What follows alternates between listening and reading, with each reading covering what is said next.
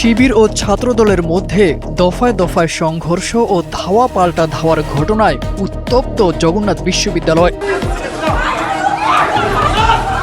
মঙ্গলবার দুপুর 12টার দিকে বিশ্ববিদ্যালয়ের কেন্দ্রীয় মিলনায়তনে ইউজিসি চেয়ারম্যানের উপস্থিতিতে জুলাই গণ অভ্যুত্থান আলোকচিত্র প্রদর্শনী অনুষ্ঠিত হয়। এ সময় বিভিন্ন সমস্যা ও দাবি নিয়ে প্লেকার্ড হাতে শিবিরের নেতাকর্মীরা অনুষ্ঠানে প্রবেশ করেন, দেন বিভিন্ন স্লোগান।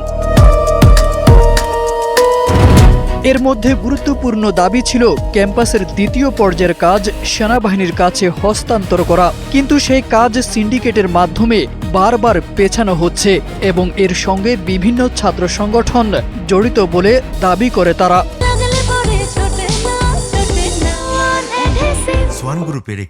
ক্যাম্পাসের দ্বিতীয় পর্যায়ের কাজ এটা হচ্ছে জগন্নাথ বিশ্ববিদ্যালয় সেনাবাহিনীর হাতে হস্তান্তর করার কথা ছিল, কিন্তু দেখা যাচ্ছে বিভিন্ন দফায় দফায় এইটা মানে সিন্ডিকেটের মাধ্যমে এটা পেছানো হচ্ছে এবং বিভিন্ন ছাত্র সংগঠন এই টেন্ডারবাজির সাথে আছে। এক পর্যায়ে ছাত্রদলের সঙ্গে তীব্র বাকবিতণ্ডা রূপ নেয় সংঘর্ষে। পরিস্থিতি নিয়ন্ত্রণের বাহিরে চলে গেলে বিশ্ববিদ্যালয়ের ভিপি ও ছাত্র শিবিরের সভাপতি রিয়াজুল ইসলাম এবং জিএস আব্দুল আলিম আরিফকে ক্যাম্পাস থেকে বের করে দেয় ছাত্রদলের নেতাকর্মীরা। এ সময় ছাত্র শক্তি, সমাজতান্ত্রিক ছাত্র ফ্রন্টের কয়েকজন নেতাকর্মী এবং জবি প্রেস ক্লাবের অর্থ সম্পাদক কামরুজ্জামান আহত হন।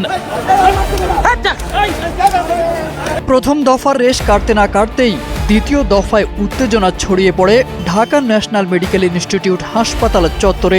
আহতরা চিকিৎসা নিতে গেলে দুপুর 2টার দিকে সেখানে আবারও দুই পক্ষ মুখোমুখি হয়।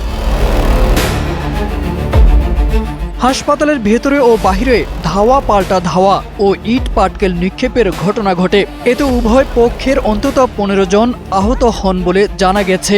শেষ পর্যন্ত পুলিশ ও প্রশাসনের হস্তক্ষেপে পরিস্থিতি নিয়ন্ত্রণে আসে। তারেক আজিজ খান, NPB।